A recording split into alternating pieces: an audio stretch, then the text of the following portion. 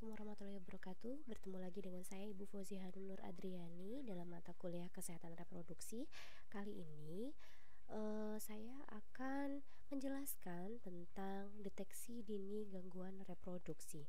Sebelumnya sudah diberitahu bahwa gangguan reproduksi apa saja yang mengenai permasalahan pada wanita khususnya. Jadi, reproduksi adalah organ reproduksi adalah organ kewanitaan khususnya untuk wanita. Organ kewanitaannya apa saja? Berarti ada uterus atau rahim dan payudara. Sehingga apabila ada gangguan berarti ada kemungkinan di dua ini, yaitu ada di gangguan uterus dan di gangguan payudara. Apa saja yang perlu dideteksi pada penyakit-penyakit pada gangguan ini? Mari kita simak untuk slide berikutnya. Sebelumnya, apa sih itu kanker? Kanker itu adalah suatu penyakit akibat pertumbuhan yang abnormal atau tidak normal dari sel jaringan tubuh yang berubah menjadi sel kanker. Dalam perkembangannya, sel kanker ini dapat menyebar ke bagian tubuh lainnya sehingga dapat menyebabkan kematian. Oleh karena itu, pentingnya deteksi awal untuk sel kanker, khususnya untuk sel kanker reproduksi. Apa saja sih permasalahan pada gangguan reproduksi tersebut? Kemudian bagaimana cara kita mendeteksinya?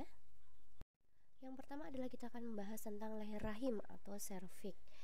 Jadi gangguan pada leher rahim atau serviks itu sering disebut dengan kanker serviks. Betul sekali. Di sini untuk leher rahim ya. Jadi ini kan mulut rahim. Yang mencucu seperti donat ini adalah mulut rahim. Oke, ya. Kemudian masuk ke dalam ini berupa serviks. Berarti ini adalah suatu leher rahimnya. Sehingga kebanyakan untuk kanker serviks berada di sekitar leher rahim ini sampai ke mulut rahim.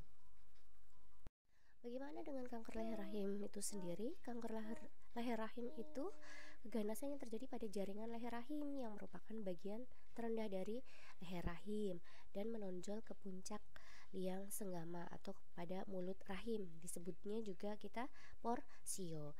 Prevalensinya bagaimana untuk kanker leher rahim? Kanker leher rahim itu merupakan kanker yang tertinggi pada kasus kejadian kematian terhadap gangguan reproduksi khususnya, karena disebut juga dengan silent killer. Artinya adalah tidak ada tanda-tanda gejala pada stadium dari awal.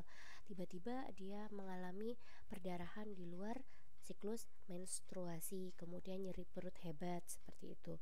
Nah, jumlahnya pasien kanker untuk leher rahim ini sebanyak kurang lebihnya 12,8. Ini ada data pada tahun 2010. Data-data WHO dan Indonesia mengenai permasalahan kanker serviks atau kanker leher rahim, bahwa kanker leher rahim merupakan kanker keempat tersering pada wanita di dunia. Kemudian kanker yang sering terjadi di negara berkembang untuk menduduki peringkat kedua. Kematiannya itu 85% terjadi di negara berkembang. Kemudian deteksi dini mencegah 80% karena kanker serviks di negara berkembang tersebut. Insiden yang paling tinggi salah satunya yaitu di Asia Tenggara. Asia Tenggara negara berkembang salah satunya adalah Indonesia. Penyebab kanker serviks itu apa? Penyebab kanker serviks itu karena virus. Virus apa? Virus HPV, Human Papilloma Virus. Jenis virusnya sangat banyak HPV tersebut. Kemudian penyebarannya dari mana kalau itu virus? Mari kita simak untuk penjelasan berikutnya. Baik, siapa yang terkena kanker leher rahim? Karena rahim dipunyai oleh wanita, maka yang berisiko terkena penyakit kanker leher rahim itu adalah wanita. Kemudian faktor risikonya apa saja di sini?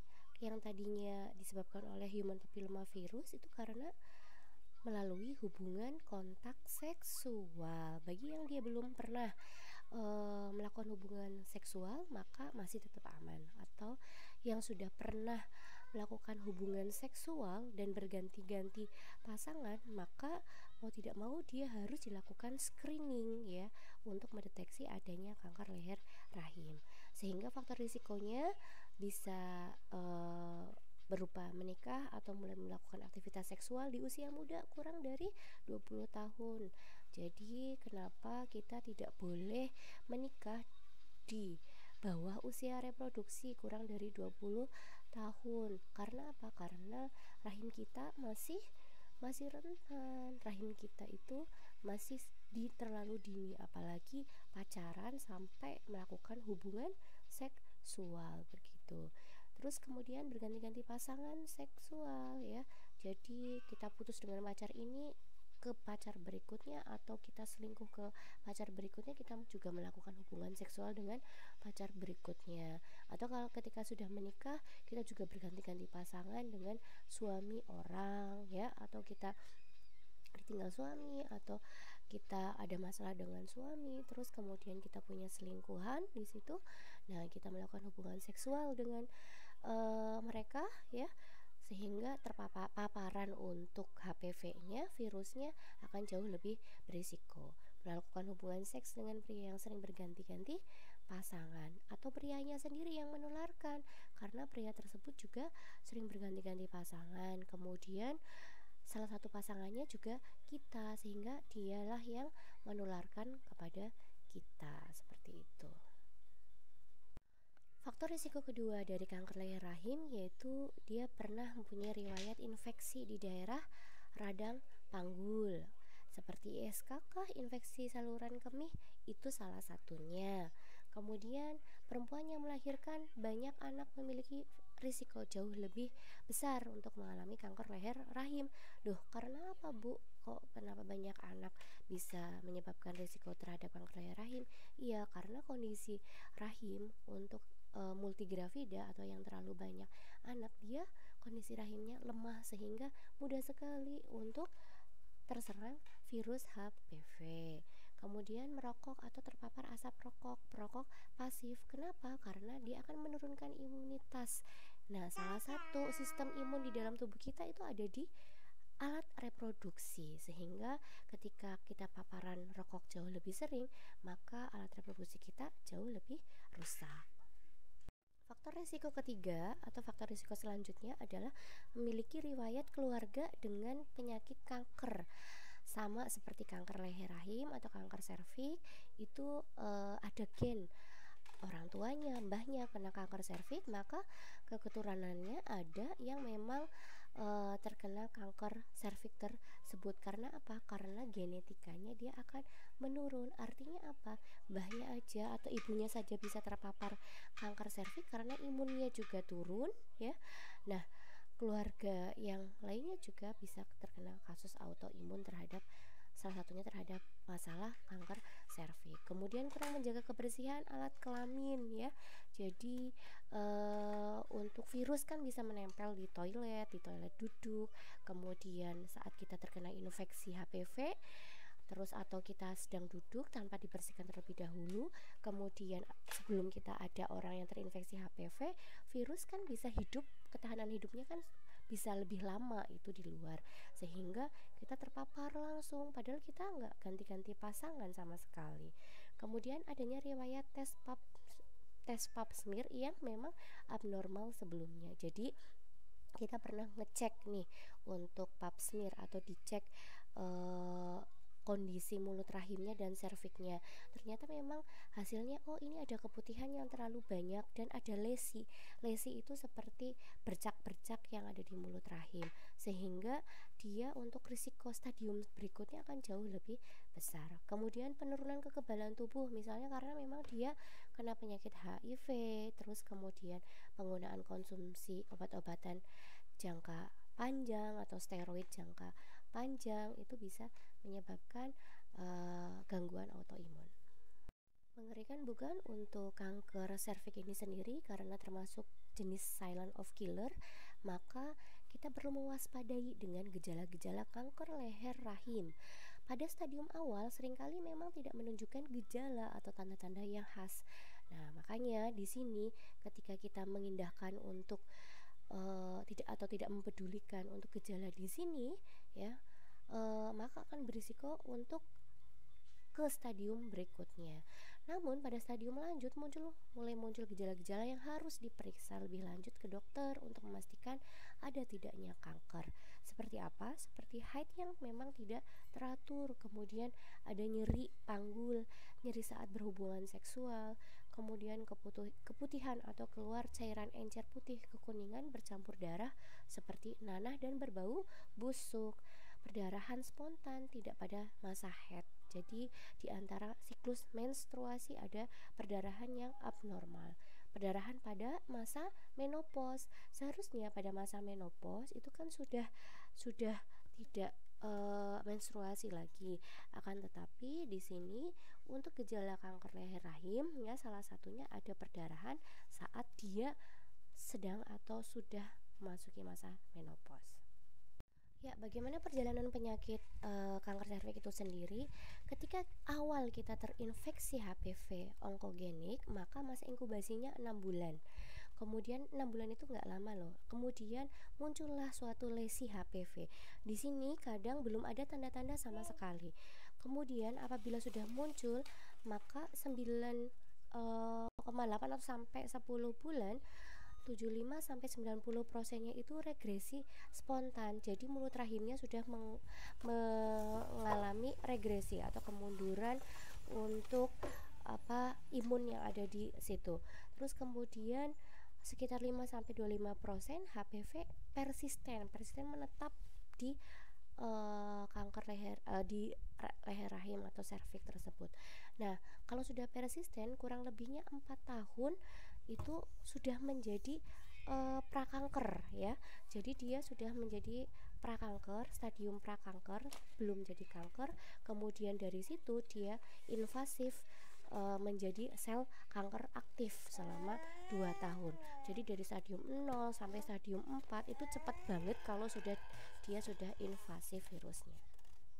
Bagaimana pencegahan penyakit kanker leher rahim tersebut? Pencegahan utama adalah menghindari faktor yang berisiko terkena kanker leher rahim, terutama dengan menghindari perilaku seksual yang berisiko untuk terinfeksi HPV. Maka tidak berganti-ganti pasangan seksual ya, tetap setia dengan pasangannya. Kemudian tidak melakukan hubungan seksual pada usia dini. Kalau mau pacaran ya boleh-boleh saja, akan tetapi tidak sampai melakukan hubungan seksual karena risikonya ke depannya ya. Ingat nyawa gitu yang kita pertaruhkan. Kalau laki-lakinya sih nggak masalah, akan tetapi berisiko besar terhadap perempuannya. Hindari terpapar asap rokok aktif dan pasif. Upaya pencegahan kanker leher rahim berikutnya adalah menindaklanjuti hasil pemeriksaan IVA atau pap smear yang hasilnya positif ya. Jadi ketika hasil pap smear deteksi dini untuk kanker serviks itu positif atau IVA positif, maka segera lakukan pengobatan. Kemudian upaya selanjutnya yaitu kita harus melakukan vaksinasi untuk HPV, human papilloma virus untuk jenis vaksinnya. Deteksi dini kanker leher rahim itu dengan beberapa metode. Metodenya pap smear atau metode dengan inspeksi visual dengan asam asetat atau IVA. Tes ini perlu dilakukan oleh wanita yang sudah melakukan hubungan seksual. Bagi yang belum melakukan hubungan seksual, jangan melakukan tes IVA dan tes pap smear. Karena apa? Karena kita akan dimasuki untuk spekulum ya, akan masuk spekulum ke daerah genitalia kita ya, sehingga yang belum berhubungan seksual pun tidak diperbolehkan ya. Bertujuan untuk menemukan lesi prakanker dan mengetahui adanya perubahan sel ya di dalam rahim tersebut. Untuk selanjutnya adalah tes IVA, yaitu merupakan deteksi dini untuk kanker leher rahim. Salah satunya adalah tes IVA. Tes IVA keuntungannya adalah merupakan pemeriksaan yang sederhana, sangat sederhana, hanya dengan asam asetat saja. Cepat hasilnya, langsung seketika itu adakah lesi atau tidak. Kemudian tidak memerlukan laboratorium dan harganya sangat murah ya. Dapat dilaksanakan di puskesmas, bahkan mobil keliling ya yang dilakukan oleh dokter umum atau bidan ya yang untuk melakukan IVA. Jika dilakukan dengan kunjungan tunggal atau single visit ya, IVA dan krioterapi akan minimalisir klien yang hilang ya, sehingga menjadi lebih efektif di sini. Keuntungan untuk melakukan tes IVA itu sendiri salah satunya juga cakupan deteksi dini dengan IVA minimal 80% selama 5 tahun akan menurunkan insiden kanker leher rahim secara signifikan. Jadi dengan IVA dulu ya, kalau sudah ada lesi atau apa ya, kita bisa pemeriksaan selanjutnya dengan pap smear ya. Sensitivitas IVA juga lumayan besar loh, sekitar 77% dan spesifisitasnya sekitar 86%, sehingga angka untuk pengecekan IVA juga akurat. Screening kanker leher rahim dengan frekuensi 5 tahun sekali dapat menurunkan kasus kanker leher rahim sebesar 83,6%. Besar ya untuk kasus ini. Di mana kita bisa tes IVA ya. Deteksi dini kanker leher rahim bisa dilakukan di puskesmas atau di tempat bidan desa, di tempat bidan praktek mandiri, di tempat dokter praktek, rumah sakit, klinik bersalin ya. Jadi bisa dilakukan dimanapun untuk tes IVA ini. Oleh karena itu, siapa saja yang harus melakukan pemeriksaan IVA sih sebenarnya?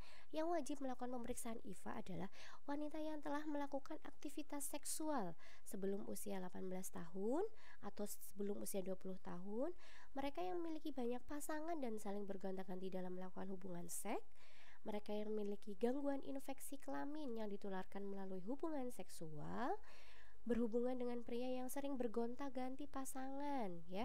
Contoh, kita setia sama suami tapi suami kita tidak setia dengan kita. Dia sering bergonta-ganti pasangan di luar sana ya. Sehingga ketika kita tahu suami kita bergonta-ganti pasangan, kita langsung melakukan pemeriksaan untuk tes IVA. Ibu atau saudara kandung yang menderita kanker leher rahim ya, bukan kanker yang lainnya tapi kanker leher rahim. Perokok aktif maupun perokok pasif, di keluarga kita ada yang merokok, setiap hari kita kena rokok ya, dan kita juga sudah berkeluarga, kita sudah pernah melakukan aktivitas seksual ya, jadi di situ kita juga harus melakukan pemeriksaan IVA. Hasil pemeriksaan IVA sebelumnya mungkin dinyatakan abnormal karena mungkin pandangnya seseorang kan ya, jadi pandangnya seseorang itu berbeda dengan orang. Mungkin saya melakukan pemeriksaan IVA, oh ini ada lesi, kemudian bidan selanjutnya melihat oh ini bukan lesi, ini keputihan kayak gitu. Jadi bisa dilakukan pemeriksaan berikutnya. Kemudian penurunan kekebalan tubuh ataupun penggunaan kortikosteroid, obat-obat kanker, obat-obat kemoterapi dalam jangka waktu yang panjang, memberikan hasil segera sehingga dapat diambil keputusan mengenai penata laksanaan selanjutnya. Jadwal pemeriksaan IVA itu kapan? Direkomendasikan oleh WHO bahwa screening pada setiap wanita minimal 1 kali, ini minimal ya, 1 kali untuk wanita yang dengan usia reproduksi 35 sampai 55 tahun. Pada usia 35 sampai 55 tahun, lakukan tiap 10 tahun atau kalau fasilitas lebih lengkap, lakukan tiap 5 tahun sekali ya untuk dilakukan pemeriksaan IVA.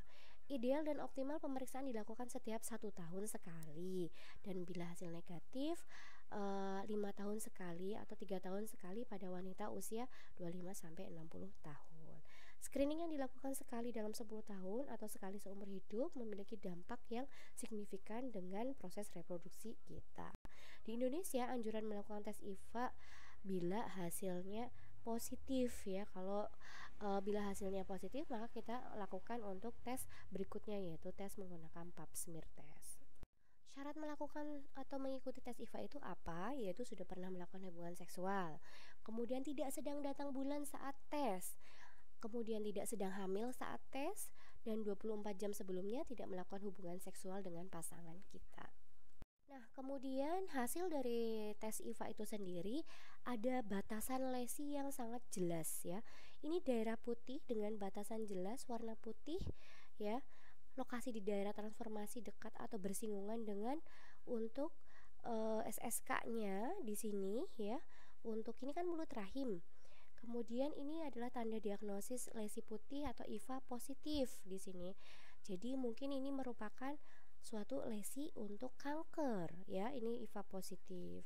Ini juga ada IVA positif seperti ini, garis putih ya, putih pucat, kemudian jauh dari SSK, juga ada lesi. Di sini juga merupakan hasil tes IVA positif. Kemudian kalau IVA-nya negatif nih atau nanti pap smear-nya negatif, segera lakukan imunisasi dengan vaksin HPV, Human Papilloma Virus ya, untuk mencegah infeksi HPV. Tidak bertujuan untuk pengobatan. Vaksin kan artinya mencegah, sehingga ketika IVA-nya hasilnya negatif, pap smear-nya negatif, maka segera kita lakukan vaksin HPV. Lama proteksi kurang lebihnya 88 bulan ya. Jangkauan perlindungan 89%. Penyakit infeksi HPV atau penyakit lesi prakanker yang sudah diobati dapat diberikan vaksin. Kalau kita baru stadium prakanker tapi sudah terobati, kemudian tidak ada lesi lagi, kemudian kembali secara normal ya, kita bisa langsung diberikan vaksin untuk memvaksinasi diri. Namanya vaksin itu kan di awal upaya untuk pencegahan untuk kanker ya. Nah, kalau sudah terjangkit prakanker ya, kanker belum stadium 0 belum, tapi baru prakanker. Nah, itu bisa diobati dulu prakankernya, lesinya diobati secara rutin. Kemudian setelah hasilnya negatif, kita bisa memberikan vaksin HPV. Nah, vaksin HPV ini lumayan mahal ya, sekali suntik. Jadi ada 3 kali suntik. Suntikan yang pertama kurang lebihnya namanya Gradasil. Kalau yang memang standar mereknya itu kurang lebihnya 1,8 juta sekali suntikan. Kemudian 4 minggu kemudian atau 1 bulan datang, bayar lagi segitu. Kemudian 6 bulan kemudian datang, bayar lagi segitu. Lumayan, tapi memang itu perlindungan seumur hidup. Targetnya siapa yang harus dilakukan vaksin HPV, yaitu perempuan yang belum pernah berhubungan seksual sama sekali, dapat dimulai usia 11-12 tahun. Jadi kurang lebihnya kelas 6 SD ya. Kelas 6 SD itu sudah dilakukan suntikan untuk HPV. Itu nggak masalah, karena apa? Karena mereka belum kontak hubungan seksual dan perlindungannya seumur hidup untuk vaksin ini gitu. Kelompok seksual aktif bila pap smear dan atau IVA negatif gitu, dapat diberikan sampai usia 55 tahun. Kemudian kita ke pap smear. Nah ya, di sini pap smear itu sama kayak IVA test, akan tetapi kalau IVA test itu hasilnya sewaktu itu menggunakan asam asetat ya, diolesi saja di sekitar mulut rahim. Dan kalau pap smear itu mengambil lesi dan dikirimkan ke laboratorium. Akurasinya sangat akurat untuk pap smear karena lesinya sendiri itu yang akan dilakukan pengecekan di laboratorium. Biayanya juga lumayan mahal untuk pap smear ini ya, sehingga karena sensitivitasnya dan spesifisitasnya sangat tinggi ya, akurasinya tinggi, maka wajar kalau memang pemeriksaan pap smear ini di laboratorium besar ya untuk pemeriksaannya. Nah, di sini kan dimasukkan spekulum ya, sehingga memang bagi yang dia sudah melakukan hubungan seksual ini dimasukkan spekulum ke vaginanya untuk dilakukan pengambilan lesi atau pengambilan sediaan di mulut rahim. Jadi untuk siapa sih pemeriksaan pap smear ini? Pemeriksaan pap smear ini untuk wanita ya, untuk setiap wanita yang memang sudah pernah melakukan hubungan seksual pertama 3 tahun setelah hubungan seksual pertama. Tiap 3 tahun lagi untuk usia 21 sampai 65 tahun. Tidak lagi diperlukan usia lebih dari 65 tahun bila hasil 10 tahun terakhir itu pap smear-nya normal. Jadi usia 55 tahun dia pap smear-nya normal ya, lebih dari 65 tahun nanti tidak usah dilakukan pap smear lagi. Syarat untuk dilakukan pemeriksaan pap smear adalah tidak sedang keluar darah atau menstruasi. 2 hari sebelum pemeriksaan tidak boleh berhubungan seksual terlebih dahulu dengan pasangan kita. Tidak memasukkan benda apapun atau cairan pembersih sebelum melakukan pemeriksaan ya. Jadi dibersihin pakai sabun atau dibersihin dengan antiseptik ya. Kemaluannya itu tidak diperbolehkan karena akan menghilangkan kuman atau lesi yang menempel ya di kuman baik, bakteri baik maupun bakteri jahat yang ada di vagina kita. Kemudian pada pemeriksaan pap smear juga sekaligus dilakukan pemeriksaan HPV. sehingga mendeteksi infeksi HPV yang dia risiko tinggi, tidak mau mendeteksi lesi untuk pra kanker ya. Jadi saat dilakukan pemeriksaan pap smear sudah mukusnya atau lendirnya yang dikirim ke laboratorium sekaligus dilakukan pemeriksaan HPV. Apakah hasil pap smearnya negatif, HPV positif, ternyata ada HPV-nya kayak gitu. Atau memang dua-duanya negatif, diharapkan untuk dua-duanya negatif. Nah, di sini ada algoritma screening pap smear dan tes HPV itu sendiri ya, human papilloma virus ya. Jadi kalau kedua-duanya negatif, ulangi pap smear dan HPV 3 tahun lagi. Kemudian untuk HPV-nya negatif tapi pap smear-nya ada indikasi, maka ulangi pap smear dan HPV 1 tahun lagi. Pap smear negatif, HPV positif, maka ulangi pap smear dan HPV-nya 6 sampai 12 bulan. Apapun ulangan hasil pap smear dengan HPV positif, maka lakukan tindakan kolposkopi ya. Apa itu kolposkopi? Kita akan ke slide berikutnya untuk tindakan kolposkopi. Ya, kolposkopi adalah pemeriksaan dengan pembesaran melihat epitel serviknya, pembuluh darahnya setelah pemberian asam asetat. Jadi pertama kayak IVA, kemudian setelah itu dilakukan pemeriksaan cek lagi lebih lanjut dengan kolposkop ya, alatnya dia kayak biopsi di situ. Nah, untuk melihat epitel serviknya itu sudah terindikasi HPV atau tidak. Ini akurasinya sangat-sangat tinggi dibandingkan dengan pap smear biasa. Yang kedua adalah kanker payudara. Jadi organ reproduksi kita yang pertama adalah uterus ya, serviks, keganasannya juga ada di serviks. Kemudian yang kedua adalah organ reproduksinya payudara. Sehingga keganasannya adalah namanya kanker payudara, dimulai dari sel-sel di payudara. Faktor risiko yang dia mengalami kanker payudara adalah tidak memiliki anak atau hamil pertama di usia lebih dari 35 tahun, kemudian menggunakan terapi hormon setelah menopausal ya, setelah menopause menggunakan terapi hormon supaya dia masih tetap kencang kulitnya, tidak keriput ya, tidak menyusui anaknya ya. Kalau sudah punya anak itu makanya wajib untuk menyusui minimal 6 bulan. Kemudian dia pengkonsumsian alkohol, obesitas, karena obesitas itu kan ada penimbunan lemak, dan lemak yang paling banyak itu ada di payudara salah satunya. Kurangnya aktivitas atau olahraga. Tanda-tandanya yaitu bengkak pada seluruh atau sebagian payudara ya, terus kemudian kulitnya iritasi, payudaranya mulai terasa nyeri ya, puting susu nyeri atau puting melesak ke dalam. Kemudian kulit pada payudara atau puting susu berwarna kemerahan, kulit bersisik atau menebal ya seperti jeruk ya. Kemudian keluarnya cairan atau darah dari puting selain ASI. Untuk tanda-tandanya di sini adanya gumpalan atau benjolan ya. Ini akan kulit mengerut seperti jeruk yang sudah lama ya, kulit jeruk yang sudah lama. Kemudian perubahan tekstur warna ya di sini sebagian payudaranya, perubahan bentuk puting atau puting melesak ke dalam ya. Kemudian keluarnya cairan bening di sini ya, atau nanah atau darah ya dari puting tersebut. Kemudian stadium kanker payudara di sini yaitu yang pertama stadium 0 ya, stadium awal disebut kanker payudara non invasif. Nah, ini baru yang dianya stadium prakanker. Kemudian stadium 1 kankernya sudah invasif tapi ukurannya kecil ya.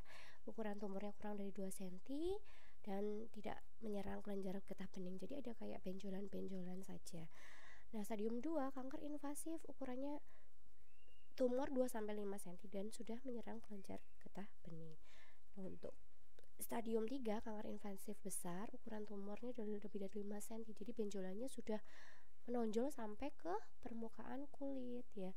Jadi kalau udah pecah ataupun berdarah atau udah bernanah, maka dia sudah mulai memasuki untuk stadium 4. Sel kanker sudah bermetastase ke organ-organ di dekat payudara kayak paru-paru, liver ya, tulang ataupun otaknya. Pemeriksaan dini kita apa dong untuk deteksinya? Deteksinya dari awal, sejak awal kita kan punya payudara dan sudah menstruasi nih ya. Kita kita lakukan sadari atau periksa payudara sendiri. Bagaimana tekniknya? Oke. Nah, pertama-tama ya dilakukan sadari jika setelah menstruasi ya. Jadi jangan sebelum menstruasi, karena sebelum menstruasi hormon estrogen kan meningkat sehingga menyebabkan payudara agak pegel ya, sehingga ketika payudara agak pegel, keras, nah itu bukan merupakan sel tumor ya. Nah, kan tetapi kalau dia sudah selesai untuk atau kita sudah selesai untuk menstruasi, baru kita lakukan pengecekan. Nah, itu harus di depan kaca. Di depan kaca pertama kita berkacak pinggang nomor satu, kemudian melihat ya ukuran payudara kita, tidak masalah yang besar maupun yang kecil, itu tidak masalah ya, yang penting sehat. Yang kedua, kita angkat tangannya, kemudian kita putar kanan kiri, kita melihat simetrisan dari payudara tersebut, apakah putingnya simetris, kemudian atau putingnya yang satunya ke atas, satunya lagi terlalu ke bawah ya gitu. Terus kemudian apakah bentuknya dua-dua payudaranya sama. Kemudian yang ketiga, kita sudah melalui untuk melakukan pengecekan palpasi ya, pengecekan pada payudara kita. Nah, itu pengecekannya nomor 4, sirkuler terlebih dahulu, kemudian ke atas ke bawah, kemudian berpusat ke arah puting ya. Kemudian yang kelima, di sini masih kita melakukan palpasi ya, di sini mulai dari kelenjar getah bening di ketiak ya. Yang keenam, kita berbaring, mencoba berbaring dan kita melakukan palpasi. Karena apa? Karena dengan berbaring tersebut payudara kita terangkat ya, sehingga mudah sekali untuk mendeteksi adanya tumor. Ya, demikian untuk penjelasan terhadap deteksi gangguan reproduksi, yaitu yang pertama adalah gangguan reproduksi kanker serviks, kemudian gangguan untuk reproduksi kanker pada payudara. Kanker serviks bisa kita vaksin dengan HPV, bisa kita lakukan pemeriksaan IVA, kemudian bisa lakukan dengan pemeriksaan pap smear, kolposkopi ya. Nah, oleh karena itu untuk beberapa kriteria untuk pemeriksaan deteksi kanker serviks tadi sudah dijelaskan. Kemudian deteksi dini untuk kelainan kanker payudara, yaitu kita dengan melakukan pemeriksaan payudara sendiri. Kanker ini bukan di luar kemampuan kita loh ya, sehingga kita lawan kanker bersama, kita bisa sehat ya. Hidup sehat, hindari kanker, lakukan deteksi dini. Kalau terdeteksi positif, maka kita lakukan pengobatan ya. Kemudian sehingga bisa meningkatkan kualitas hidup kita. Ya, kanker payudara dan kanker serviks itu merupakan suatu program, maka segera diperiksa. Ya, jangan menunggu kita sakit. Oke, deteksi dini melalui IVA test ya, sadari atau sadanis ya, kemudian pap smear adalah salah satu upaya untuk promotif preventif ya, upaya promosi dan pencegahan bagi peserta jaminan kesehatan nasional ya, khususnya adalah wanita, untuk menekan jumlah penderita kanker serviks dan kanker payudara. Biaya rawat inap dan obat untuk peserta kemoterapi dapat ditanggung oleh BPJS sesuai dengan pedoman pelaksanaan jaminan kesehatan nasional, sehingga tidak perlu khawatir ya apabila ada teman kita, tetangga kita, terus kemudian orang tua kita ya yang mengalami kanker reproduksi, maka biaya semuanya ditanggung oleh BPJS. Terima kasih, demikian untuk presentasi saya dan penjelasan saya tentang deteksi dini gangguan reproduksi. Saya sarankan bahwa kita sering-sering untuk mengecek reproduksi kita, menjaga reproduksi kita agar jauh lebih baik ya, agar jauh lebih sehat, sehingga kualitas hidup kita sehat. Dan jangan lupa tidak boleh berganti-ganti pasangan ya, tetap setia dengan pasangan kita. Wassalamualaikum warahmatullahi wabarakatuh.